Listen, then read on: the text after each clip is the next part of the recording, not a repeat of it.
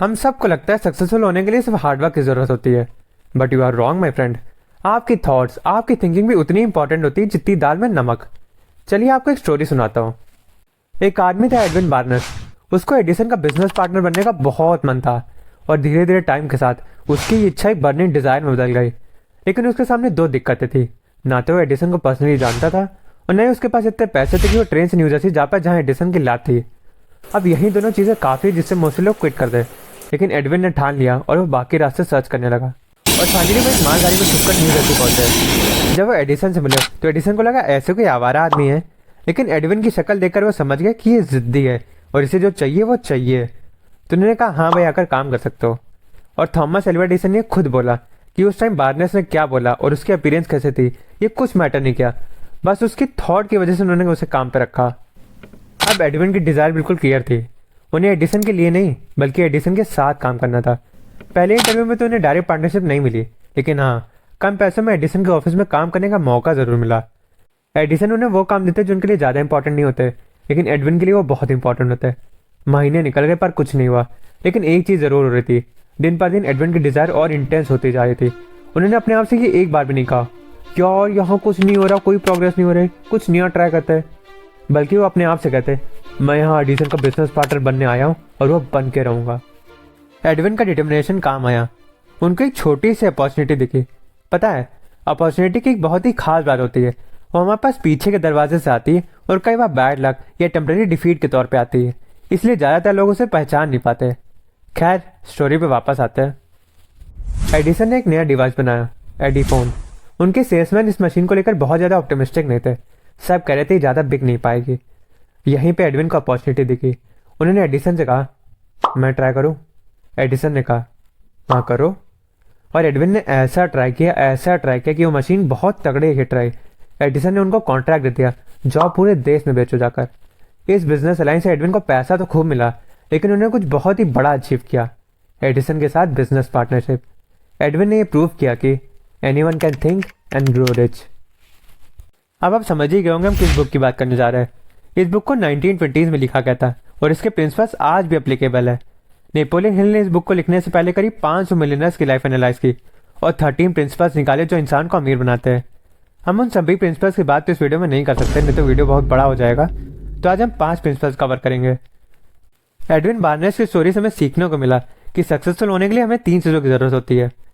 पहला burning desire, दूसरा faith और तीसरा डिटर्मिनेशन। अगर इन 3 में से एक भी चीज़ मिसिंग हो तो क्या हो सकता है वो इस शख्स से अच्छा कोई नहीं बता सकता। ये है डॉर्बी के अंकल, जिन्हें हम नाम देंगे बेन।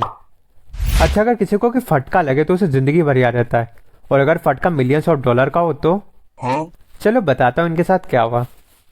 ये बात है 1850s की, जब कैलिफोर्निया में एक आदमी को अपनी मिल में सोना मिला। फिर क्या था, ये बात आग की तरह फैल गई। करीब 3 लाख लोग वहाँ सोने की खदान ढूंढने पहुंच गए। उनमें से एक डॉर्बी के अंकल बेन भी थे। उन्होंने अपना फावड़ा निकाला और चल पड़े खुदाई करने।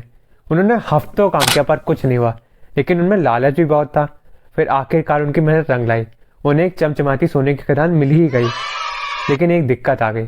उन्हें सामान निकालने के लिए मशीन की जरूरत थी। तो चुप्पे से उन्होंने उस खदान को ढक दिया और अपने पैरों के निशान मिटा दिए ताकि कोई और न ढूंढ पाए। वो घर गए। उन्होंने अपने रिश्तेदार पड़ोसी से पैसे उधार लेकर मशीन शिप करा ली। वापस बेन और डॉर्बी काम पे लग गए। जब पहली गाड़ी माइन से निकली और उसे लेकर वो मार्केट पहुंचे तो उन्हें पता चल गया कि उनके यहाँ खजाना लगा है। उनको ऐसी बस कुछ और गाड़ियाँ चाहिए होंगी और वो बहुत ही अमीर बन जाते। जैसी ही ड्रिलिंग चालू हुई बेन और डॉर्बी की एक्सपेक्टेशन और बढ़ गई, लेकिन तभी कुछ हुआ। वो सोने की खदान एकदम से गायब हो गई। उनके सारे सपने एकदम से टूट गए। उन्होंने डेस्परेशन में आकर थोड़ी और खुदाई की, लेकिन उन्हें कुछ नहीं मिला और आखिर में हताश होकर उन्होंने क्विट कर दिया। वो मशीनें कबाड़ी वाले को बेची और ट्रेन पकड़ के वो वापस चले गए। कुछ कबाड़ी वाले बैल हो सकते हैं, लेकिन वो नहीं था। उसने माइनिंग इंजीनियर को बुलाया ताकि वो माइन को देखे और कैलकुलेशन करे। उस इंजीनियर ने बताया कि बेन का प्रोजेक्ट इसीलिए फेल हो गया क्योंकि उन्हें फॉल्ट लाइन के बारे में नहीं पता था। उसकी कैलकुलेशन ने बताया कि जिस जगह बेन ने खुदाई रोकी उससे बस 3 फुट दूरी सोना था। उस कबाड़ी वाले ने 3 फुट खुदाई की और उसे करोड़ों का सोना मिल गया। सक्सेसफुल होने से पहले आपको टेम्परेरी डिफीट या फेलियर जरूर मिलेगी, और जब हम हार जाते हैं तो सबसे आसान और लॉजिकल चीज़ होती है क्विट करना, जो कि मेजॉरिटी लोग करते हैं। नेपोलियन हिल अमेरिका के 500 से ज़्यादा मोस्ट सक्सेसफुल लोगों से मिले और उन सब में एक चीज़ कॉमन थी। उनकी सबसे बड़ी सक्सेस उसे एक पॉइंट के बाद आई जब उन्हें लग रहा था सब खत्म हो गया और वो हार गए। नेपोलियन नहीं चाहते कि हम ये बिलीव करें कि जब सक्सेस और पैसा आना स्टार्ट होता है तो एकदम से बहुत सारा आता है और ये सोचते रह जाएंगे कि इतने सालों से कहाँ छुपा था। Success comes to those who are success conscious. अब देखो, इंसानों की सबसे बड़ी कमजोरी ये वर्ड इम्पॉसिबल। हमें वो सारी बातें पता होती जो काम नहीं करेंगी और हमें वो सारी चीज़ें पता होती जो कि नहीं की जा सकती। ये होता है फेलियर कॉन्शियस माइंडसेट। अगर आप हर टाइम फेलियर के बारे में सोचते रहोगे तो पक्का फेल होगे, लेकिन अगर आप सक्सेस के बारे में सोचोगे तो चांसेस है कि आप सक्सेसफुल हो जाओ। यही है सक्सेस कॉन्शियस माइंडसेट। अब देखो, मैं ये बिल्कुल भी नहीं कह रहा कि फेलियर के बारे में एकदम ही भूल जाओ। ऐसे तुम अपनी आंखों पे पट्टी बांध लोगे और अपनी गलतियां ही नहीं दिखेंगी तुमको। और दूसरी बात, फेक मोटिवेशन से दूर रहो। अब जैसे तुमको गाड़ी चलाना नहीं आता लेकिन तुम गाड़ी लेकर निकल गए तो पक्का ठुकोगे ही ना। इसमें खुद को मोटिवेट करने के नहीं, अपग्रेड करने की जरूरत है। यहाँ पर आपकी हेल्प करने आते हैं हमारे स्पॉन्सर। मजाक कराता है यार, वीडियो स्पॉन्सर नहीं है। तो मेरी बात समझ रहे हो? तुम्हें रहना सक्सेस कॉन्शियस और गोल ओरिएंटेड ही है। गोल ओरिएंटेड तो मेरी बात समझ रहे हो? तुमको रहना सक्सेस कॉन्शियस और गोल ओरिएंटेड ही है, बट अपनी गलतियों से सीखो और अपग्रेड करते रहो। और हाँ, तुमको अपने गोल्स के लिए जिद्दी भी होना पड़ेगा। हेनरी फोर्ड को तुम जानते ही होगे। हाँ, हमारी फोर्ड कंपनी के ओनर। चलो तुमको फोर्ड की लाइफ की एक इंसिडेंट बताता हूँ। जब फोर्ड ने डिसाइड किया कि वो V8 इंजन बनाएंगे जिसमें 8 सिलेंडर एक ब्लॉक में होते हैं, तो उन्होंने अपने इंजीनियर्स को कहा इसकी डिज़ाइन तैयार करो। उनके इंजीनियर्स को विश्वास था कि 8 सिलेंडर को एक ब्लॉक में लाने इम्पॉसिबल है। तुम तब भी बनाओ, लेकिन सर ये पॉसिबल नहीं है। मुझे नहीं पता, तुम्हें जितना टाइम चाहिए ले लो, लेकिन मुझे ये काम चाहिए। तो बेचारे इंजीनियर्स लग गए अपने काम पे। उन्हें फोर्ड की नौकरी भी तो प्यारी थी। 6 महीने निकल गए लेकिन कुछ नहीं हुआ। फिर 6 महीने और निकल गए लेकिन कुछ भी नहीं हुआ। इंजीनियर्स ने सब ट्राई किया लेकिन कुछ नहीं हो रहा था। जब 1 साल बाद फोर्ड पूछने कि कितनी प्रोग्रेस हुई तो उन्होंने बताया कि सर ये नहीं हो सकता। जिस पर फोर्ड बोले, तुम बना के दो मुझे, मैं नहीं जानता, मुझे चाहिए तो चाहिए। वो फिर काम पे लग गए और एकदम से जादू की तरह उन्हें आइडिया आया और इंजन बन गया। आगे चलकर ये V8 इंजन बहुत पॉपुलर हुआ। यही सेम चीज फ्रेडरिक ऑगस्ट के साथ भी हुई थी जब वो बेंजीन का स्ट्रक्चर बना रहे थे। वो कई दिन तक सोचते रहे, बहुत परेशान रहे कि यार 6 कार्बन बेंजीन कैसे बनाएंगे। फिर थक हार कर उन्होंने इस पर काम करना छोड़ दिया और कई दिन बाद उनके दिमाग में एकदम से एक पिक्चर आई जिसमें एक सांप अपनी ही पूंछ काट रहा था, जिससे उन्हें बेंजीन के स्ट्रक्चर का आइडिया मिला, जिसने साइंस की काफी हेल्प की और बच्चों की टेंशन बढ़ा दी। स्टीवन स्पिलबर्ग को one of the all time great motion picture director माना जाता है। बचपन से उनका मूवी डायरेक्टर बनने का सपना था और उन्होंने उस सपने को कैसे पूरा किया, ये भी काफी इंटरेस्टिंग स्टोरी है। यूनिवर्सल स्टूडियोज विजिटर टूर कराता है, तो उन्होंने वो टूर किया और बीच में चुपके से अपने ग्रुप से अलग हो गए और स्टेज के पीछे जाकर छुप गए। फिर शाम को जब वो निकले तो गार्ड भैया को बाय बोल कर गए और ऐसे उन्होंने 3 महीने तक रोज जाते और गार्ड भी उनको पहचान गया। उसे लगा स्टीवन इंटर्न है, क्योंकि वो हर बार एक बढ़िया से सूट पहनकर आते, अपने साथ एक ब्रीफकेस भी कैरी करते। उन्होंने वहां जाकर डायरेक्टर्स, राइटर्स और एडिटर्स से भी दोस्ती कर ली और एक खाली ऑफिस देखकर वो उसमें बैठने लगे। फिर उन्होंने स्टीवन स्पिलबर्ग से बात की जो प्रोडक्शन टीम के हेड थे और उन्हें अपनी फिल्म दिखाई जो उन्होंने कॉलिन बनाई थी। स्पिलबर्ग उसे देखकर काफी इंप्रेस हुए और उन्होंने स्टूडियो के साथ कॉन्ट्रैक्ट पर रख लिया। उनकी पहली फुल लेंथ फिल्म थी शुगरलैंड एक्सप्रेस, जिसे 1974 में बेस्ट स्क्रीन प्ले अवार्ड मिला, बट अनफॉर्चुनेटली वो बॉक्स ऑफिस पर इतना धमाल नहीं बचा पाए। उनको सबसे बड़ा ब्रेक तब मिला जब जॉज मूवी के बारे में उन्हें पता चला, लेकिन वो फिल्म पहले दूसरे डायरेक्टर को साइन हो गई थी, लेकिन उन्होंने सबको मना ही लिया और वो मूवी सुपर हिट रही। आगे चलकर उन्होंने काफी सारी सुपर हिट मूवी थी और जुरासिक पार्क उनमें से एक थी। स्टीव की सक्सेस के पीछे उनकी डिजायर का काफी बड़ा रोल था। अगर आपको अपनी डिजायर को फाइनेंशियल सक्सेस में कन्वर्ट करना है तो आपको ये 6 प्रैक्टिकल स्टेप्स फॉलो करने होंगे।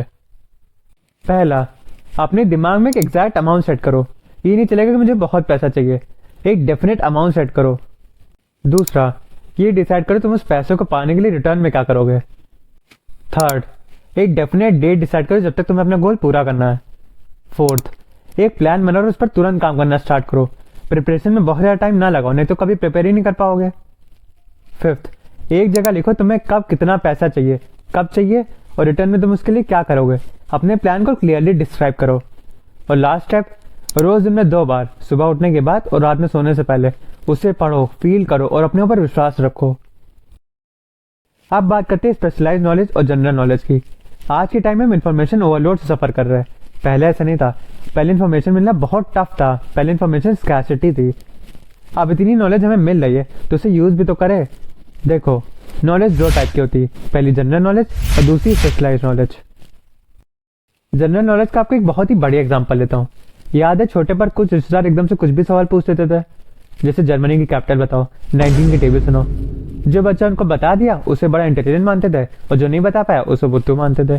लेकिन एक बात बताओ, जर्मनी की कैपिटल कुछ भी हो, मुझे उससे क्या, और 19 का टेबल मैं कैलकुलेटर से देख लूँ, ये नॉलेज मेरे कहाँ काम आएगी। देखो, जनरल नॉलेज आपके पास चाहे कितनी भी हो, लेकिन वो आपको पैसा कमा के नहीं दे सकती। आजकल स्कूल और कॉलेज यही तो कर रहे हैं, हर चीज की नॉलेज दे रहे, लेकिन उसे यूज कहाँ करे ये नहीं सिखा रहे। अगर आपकी नॉलेज ऑर्गेनाइज नहीं है और आपके पास प्रैक्टिकल प्लान ऑफ एक्शन नहीं है, तो वो आपके कोई काम के नहीं। मेजोरिटी लोग मानते हैं नॉलेज इज पावर, लेकिन ऐसा नहीं है। नॉलेज एक पोटेंशियल पावर की तरह है, वो काम की तभी है जब आप उसे प्रॉपर प्लान में ऑर्गेनाइज किया जाए और वो आपके गोल की ओर डायरेक्ट करे। आप संदीप सर की वाली क्लिप देखिए। बहुत सारी चीज़ें हमें नई नई सीखने को मिलती हैं। अभी जैसे बाहर रह के हम टर्म सुनते हैं कुछ भी नया, वहाँ जाके हमें पता चलता है एक्चुअल में ये है क्या, जो उसके बारे में डिटेल में पढ़ते हैं जीएस में या उसमें, तो उसी के बारे में जानकारी और ज़्यादा हो जाती है। उस जानकारी का क्या करोगे आगे इन्फॉर्म काम आएगा ये तो आगे? एग्जाम कहाँ में। काम आएगा? मतलब कहीं जॉब करने जाओगे तो ये काम आएगी यस जानकारी? सर आएगा। If you are an aspirant for 4 years 5 years 6 years, उसके बाद में आप कहीं जॉब करने के लिए जाते हो और बोलते हो कि मेरे पास में जानकारी है, तो क्या जॉब मिल जाएगी आपको? वहाँ पर तो नहीं सर, बस ये सोशली और जो थोड़ा इंटेलेक्चुअल और मेंटली ये सब डेवलप्ड हो जाएगा। What is the use of this development? अगर वो क्रैक नहीं हुआ तो मैं आपको डिमोटिवेट नहीं कर रहा हूँ कहीं से भी, एक प्रॉब्लम को हम समझने की कोशिश कर रहे हम हैं। अपने ब्रेन में नॉलेज फीड करते रहते हैं, लेकिन उसका कुछ यूज नहीं करते। आपको एक बड़ी एग्जांपल देता हूँ। एक ऐसे नॉर्मल डॉक्टर है सर्दी जुकाम की दवाई देता है, और वहीं दूसरी ओर एक स्पेशलाइज सर्जन है, तो कौन ज्यादा कमाता होगा? सर्जन। ऐसा नहीं जनरल नॉलेज खराब है, लेकिन मेरी मेजोरिटी ऑडियंस अभी स्टूडेंट है, तो आप स्पेशलाइज नॉलेज पर फोकस करो, और जब एक अमाउंट अर्न करने लगो तो जितना मर्जी जनरल नॉलेज लो। देखो, मैं ट्राई करता हूँ हर वीडियो से आप एटलीस्ट एक आइडिया लेकर जाओ और वो आपकी लाइफ में वैल्यू ऐड करे। तो इस वीडियो में मैं यही कहूँगा, फोकस ऑन स्पेशलाइज नॉलेज। आपको हेनरी फोर्ड का एक किस्सा सुनाता हूँ। उन्होंने ज़्यादा स्कूलिंग नहीं की थी और लोग उन्हें एजुकेटेड नहीं मानते थे। शिकागो के एक न्यूज़पेपर ने उन पर कई सारे एडिटोरियल निकाल दिए और उन्हें इग्नोरेंट पैसिफिस्ट बुलाया।